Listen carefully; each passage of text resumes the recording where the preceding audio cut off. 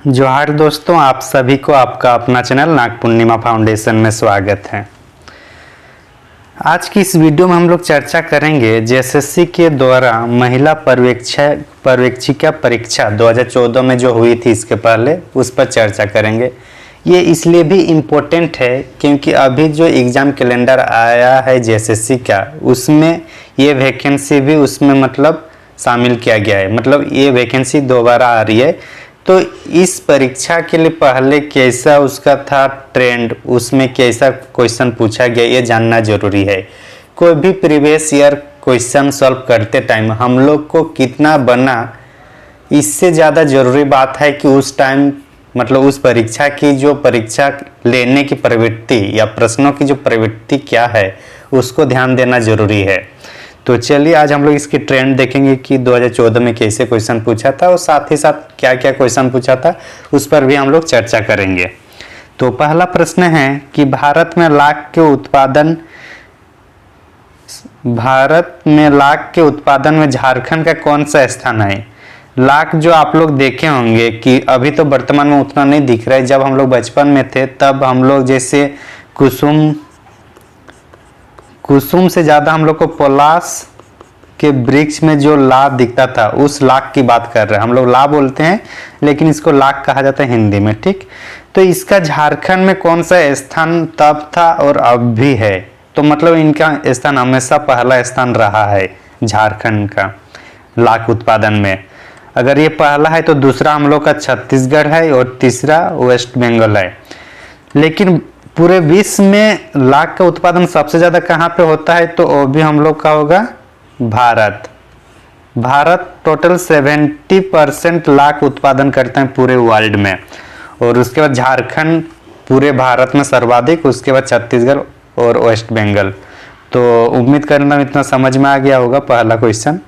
तो इसका मतलब क्या है कि ये जो खनिज वाला जो पार्ट है, वहाँ से क्वेश्चन पूछ रहा है। दूसरा प्रश्न है कि झारखंड सरकार की कन्यादान योजना के तहत कितनी राशि दी जाती है। तो अभी अगर वर्तमान के संदर्भ में देखें तो जो कन्यादान योजना है, कन्यादान योजना में अभी राशि हम लोग का 30,000 है। कितना है? 30,000 है। अभी वर्तमान में 30,000 कर दिया क्योंकि हम लोग को वर्तमान वाला देखना है। और ये जो योजना जो आई है ये 2017 में आई है और ये इनको लाए गए हैं रघुवर दास के सरकार में। रघुवर दास चाचा जी मतलब रघुवर दास की सरकार में 2017 में कन्यादान योजना लाई गई है। और इसका अभी वर्तमान में अगर जो पैसा दिया जाता है 30,000 दिया जाता है, ठीक। आगे चलते हैं फिर। यहाँ हालांकि 30,000 ऑप्शन नहीं है, यहाँ 15,000 है। तो ये सब जो थोड़ा बहुत जो गलती है उसको भी देखना है प्रश्नों की। इनमें से कौन 1857 विद्रोह के साथ जुड़ा हुआ है। तो जो दिए गए 4 विकल्प है उनमें से कौन से व्यक्ति जो है 1857 से जुड़ा हुआ था। गंगा नारायण सिंह की बात करें तो ये हम लोग का भूमिज विद्रोह से संबंधित है, तो ये नहीं होगा। नारायण सिंह ऐसे ये झारखंड आंदोलन के टाइम था। और बिरसा मुंडा जो था ये हम लोग का 1899 के आसपास, मतलब मुंडा विद्रोह या फिर उलगुलान के टाइम था। तो एक्चुअली 1857 के विद्रोह में कौन आ रहा है? शेख भिखारी आ रहा है। शेख भिखारी इसका सही आंसर होगा। इस पर और कुछ चर्चा करें तो शेख भिखारी ये हम लोग का टिकैत उमराव के दीवान थे। टिकैत उमराव के क्या थे? दीवान थे। कौन? शेख भिखारी। और ये दोनों कहाँ से लीड कर रहे थे? दोनों लीड कर रहे थे रामगढ़ से। कब? 1857 के टाइम। और ये लोग को 6 जनवरी 1858 में पकड़ा जाता है। और 2 दिन बाद ही 8 जनवरी 1858 को ये लोग को फांसी दी जाती है चित्तूपाली घाटी में। तो इतना हम लोग को थोड़ा इंफॉर्मेशन जानना जरूरी है। तो आगे चलते हैं फिर। तो 3 के आंसर सी हो जाएगा। आगे चलते फिर। चौथा प्रश्न है कि चेरो विद्रोह कब हुआ था। देखिए चेरो विद्रोह की बात किया जाए तो चेरो विद्रोह 3 चरणों में हम लोग को देखने को मिलता है। पहला चरण 1770 से 71 तक चलता है। फिर 1800 से 1802 तक चलता है। फिर 18 अंतिम विद्रोह चलता है। तो इस तरीके से अगर इस टाइप इन विकल्प ये जो देखते हुए इस इंफॉर्मेशन से अगर हम लोग को सही आंसर निकालना है तो होगा हम लोग का 1800 से लेकर 1819 वाला। तो आंसर इसको डी मानना है। तो इसलिए थोड़ा बहुत हम लोग को पूरा अगर डीप से जाएंगे तो समझ में आता है कि मतलब किसको मानना है, कौन सा ऑप्शन को मानना है। 1912-13 की बात ही नहीं होता है यहाँ पे, 1901-2 में भी नहीं हो रहा है। तो एक 1800 से 1819 के आसपास होगा चेरो विद्रोह। एक्चुअली अगर इसका पहला देखा जाए तो 1770 से 71 के बीच पहला था, जब चित्रजीत राय लोग जब मतलब विद्रोह किए थे उस टाइम की बात है। आगे चलते हैं फिर। 5वां प्रश्न है कि नटुआ नृत्य किस प्रकार का नृत्य है। नटुआ नृत्य अभी तो उतना नहीं देखने को मिलता है, लेकिन पहले जब शादी विवाह के टाइम जो मतलब बड़े बुजुर्ग आदमी अपना भगवा ड्रेस पहन के घुंघरू लगा के जो डांस किया जाता है उसको कहा जाता है नटुआ नृत्य। और नटुआ नृत्य मेनली पुरुषों के द्वारा ही होता है, तो इसलिए आंसर ए हो जाएगा। क्या होगा 5 का ए होगा। ठीक, आगे चलते फिर। 6ठा प्रश्न है कि झारखंड सरकार के इनमें से किस कार्यक्रम के तहत विद्यार्थियों में साइकिल वितरित की जाती है।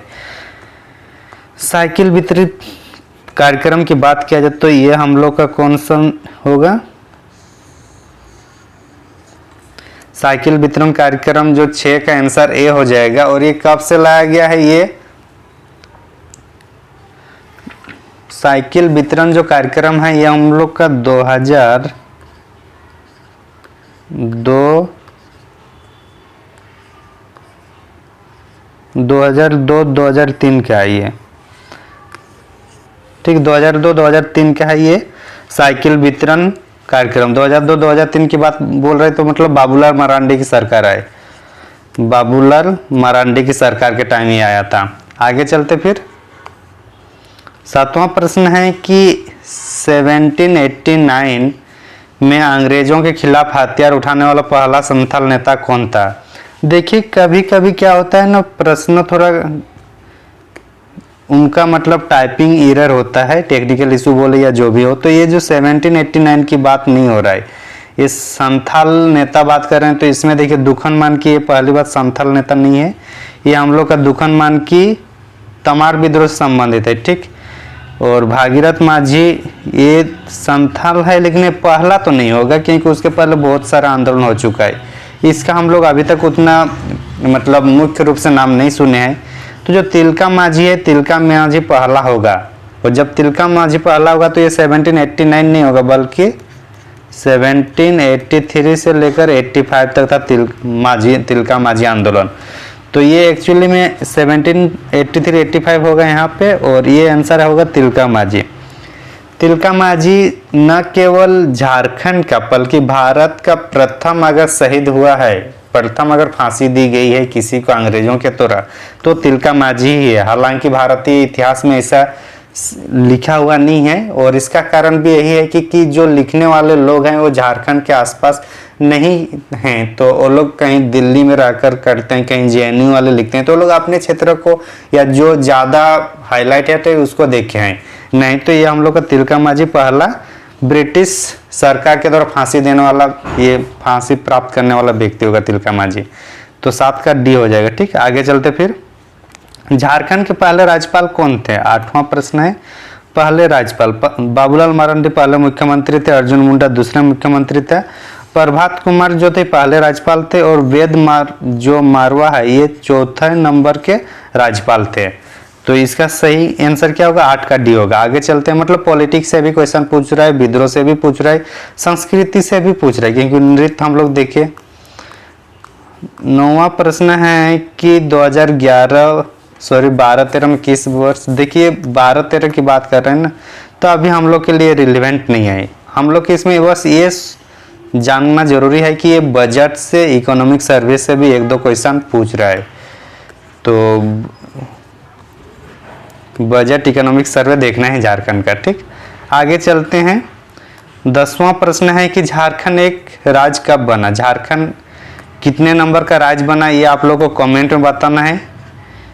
झारखंड के साथ कौन कौन और 2 राज्य अलग हुए हैं ये भी कमेंट में बताना है। ठीक, और झारखंड का निर्माण कब हुआ? 15 नवंबर 2000 को। तो आप लोग को कमेंट में बताना ये झारखंड कितने नंबर का राज्य है, और झारखंड के साथ साथ और 2 कौन राज्य अलग हुए हैं भी बताना है।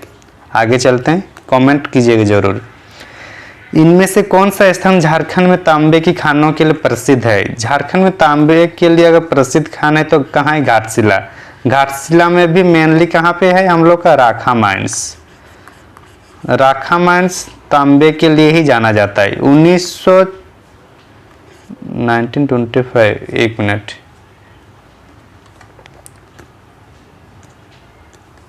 हाँ सही बोल रहा था, 1924 को ही घाटशिला में झारखंड का ही न केवल बल्कि भारत का प्रथम तांबा कंपनी खोला गया था, और उस कंपनी का नाम था Indian copper complex. Indian copper complex ICC 1924 में। थोड़ा टाइम लगेगा लेकिन सही चीज जानना जरूरी है, गलत इंफॉर्मेशन नहीं। तो ये क्या होगा? घाटशिला होगा। लोहरदगा की बात किया जाए तो लोहरदगा में क्या है? यहाँ पे बॉक्साइट है। धनबाद में कोयल माइंस है। तो इतना हम लोग को जानना जरूरी था। झारखंड में तांबे खाने कहाँ सर्वाधिक है, प्रसिद्ध है? घाटशिला। 11 का ये। आगे चलते फिर 11 का ये हो जाएगा। झारखंड अपनी पंचवर्षीय योजना में ग्रामीण आबादी के लिए प्रभावी स्वास्थ्य सेवा प्रदान करने के लिए 2005 के बाद से कौन सी योजना क्रियान्वित कर रहा है? तो 2005 के बाद बोल रहे हैं ना, तो 2005 के बाद बोल रहे हैं वो स्वास्थ्य से संबंधित, तो ये राष्ट्रीय ग्रामीण स्वास्थ्य मिशन होगा। कौन सा होगा आंसर?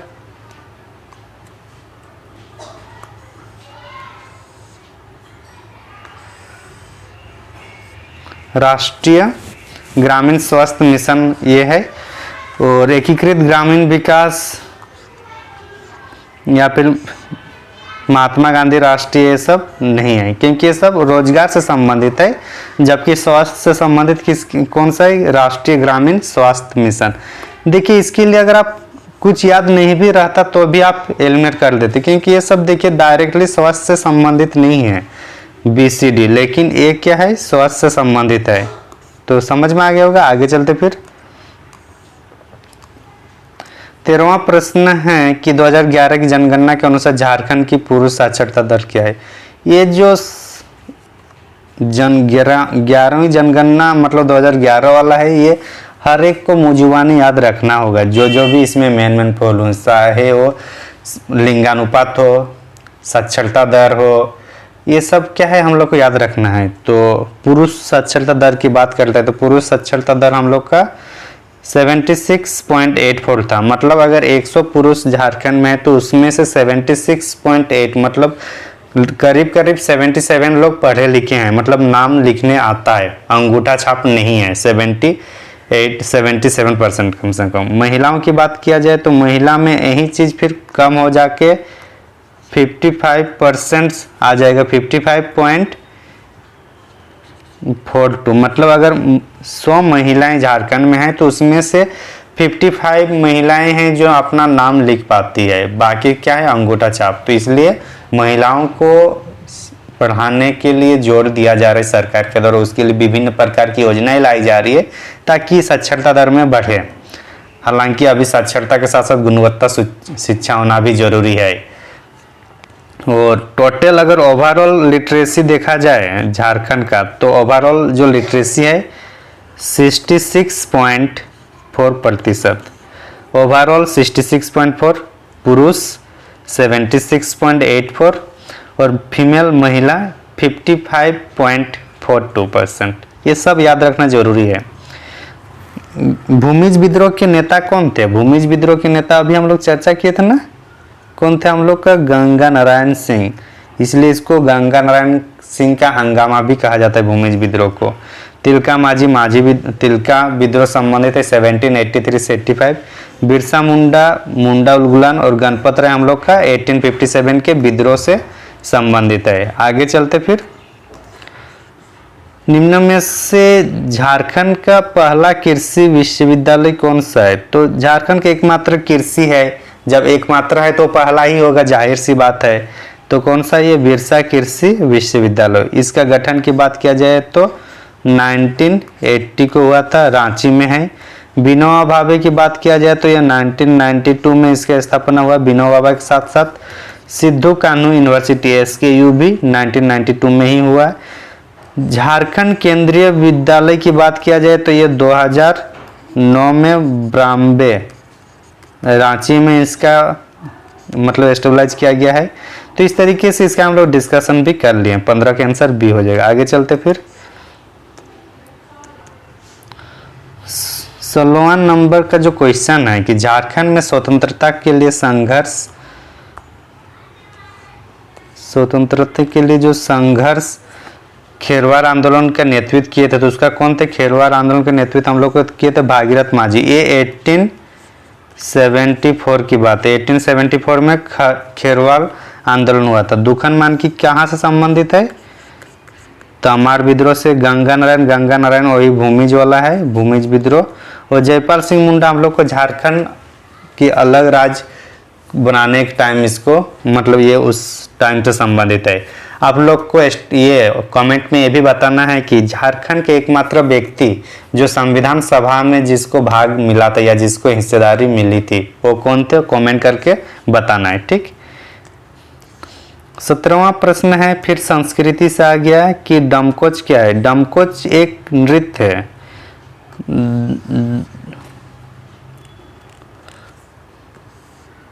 डमकोच क्या एक नृत्य है और ये एक तरह का लोक नृत्य है। ये मतलब एक ये हो जाएगा, ये आंसर हो जाएगा इसका कि एक तरह का ये क्या है? लोक नृत्य है। कौन? डमकच।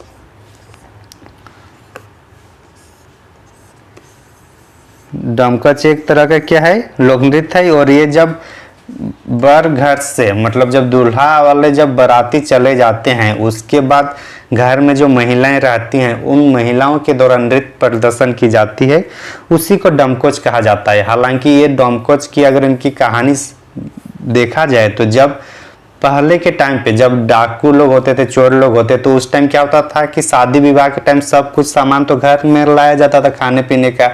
तो जब चोर लोग थे वो लोग सोचते थे कि घर के जितने भी पुरुष लोग थे वो लोग तो गए हैं बाराती, अब कोई नहीं रहेंगे। तो इस टाइम वो लोग आकर घर में लूटपाट करते। तो इसी को रखवाली के लिए फिर महिलाओं द्वारा पुरुष वेशभूषा में डांस किया जाता है और इसी को डमकच कहा जाता है। आगे चलते हैं फिर 18वां प्रश्न क्या है? सिद्धू कान्हू किस विद्रोह से संबंधित थे? कौन? सिद्धू कान्हू। सिद्धू कान्हू किस विद्रोह से संबंधित थे? तो ये हम लोग का होगा संथाल विद्रोह ना। संथाल विद्रोह से संबंधित कौन से थे? सिद्धू कान्हू। खेरवार विद्रोह से संबंधित कौन थे? भागीरथ मांझी। मुंडा विद्रोह से बिरसा मुंडा। चेरो विद्रोह से कौन? चित्रजीत राय। तो संथाल विद्रोह से कौन होगा? सिद्धू कान्हू। ये कब हुआ था? 1856 55 से लेकर 56 हुआ था ये, ठीक। संथाल विद्रोह हम लोग का संथाल परगना क्षेत्र में है। कमेंट करके बताइएगा कि संथाल परगना में टोटल कितने जिले हैं और उनमें से जो जिले हैं उनमें से कितने जिले ऐसा है जो 2 राज्यों से सीमा रेखा बनाती है।